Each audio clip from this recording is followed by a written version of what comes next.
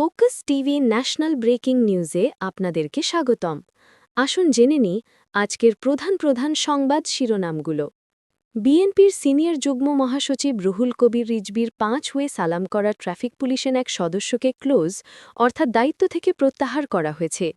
রাষ্ট্রপতি মোহাম্মদ শাহাবুদ্দিন পঞ্চমবারের মতো ২ দিনের সরকারি সফরে নিজ জন্মভূমি পাবনায় পৌঁছেছেন।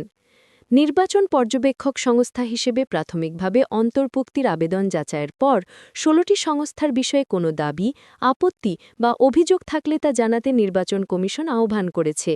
ওষুধ প্রশাসন অধিদপ্তর দেশের সব উপজেলা পর্যায়ের সরকারি হাসপাতালে সাপের কামড়ের ওষুধ পর্যাপ্তভাবে সরবরাহ নিশ্চিত করতে সিভিল সার্জনদের নির্দেশ দিয়েছে।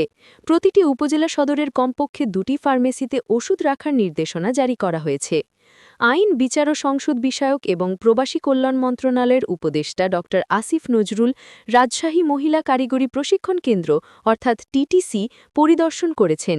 বাংলাদেশের চট্টগ্রাম বন্দরে পপি সিড বা পোস্তদানার চালান আটকের পর থেকে অনলাইনে এই বীজটি নিয়ে ব্যাপক কৌতূহল দেখা গেছে। পপি সিডই পোস্তদানা কিনা তাও জানার চেষ্টা করেছেন অনেকে। ইলেকশনে জোয়ার সারা দেশের সব জায়গায় এসেছে বলে জানিয়েছেন প্রধান উপদেষ্টার প্রেস সচিব শফিকুল আলম। তিনি বলেন, ফেব্রুয়ারির প্রথমার্ধেই হবে সুষ্ঠু ভোট। এ লক্ষ্যে প্রধান উপদেষ্টা সহ সবাই দিনরাত কাজ করছেন। ৪ দিনের শুভেচ্ছা সফরে বাংলাদেশে এসে পৌঁছেছে পাকিস্তান নৌবাহিনী জাহাজ পিএনএস সাইফ। ১০ম গ্রেডে বেতনসহ ৩ দফা দাবিতে রোববার থেকে সারা দেশে অনির্দিষ্টকালের জন্য কর্মবিরতি পালনের ঘোষণা দিয়েছেন সরকারি প্রাথমিক বিদ্যালয়ের সহকারী শিক্ষকরা। রাষ্ট্রপতি মোহাম্মদ শাহাবুদ্দিন নিজ জেলা পাবনা সদরের আরিফপুর কবরস্থানে তার মা-বাবার কবর জিয়ারাত করেছেন। শনিবার ৮ নভেম্বর দুপুরে মা-বাবার কবর জিয়ারাত করেন তিনি।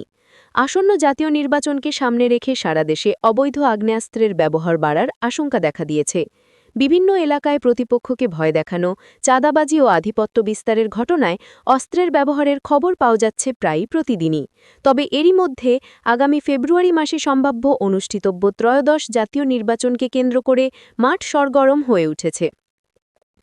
এগুলোই ছিল আজকের প্রধান সংবাদ। পরবর্তী সংবাদের জন্য ফোকাস টিভির সাথেই থাকুন। ধন্যবাদ।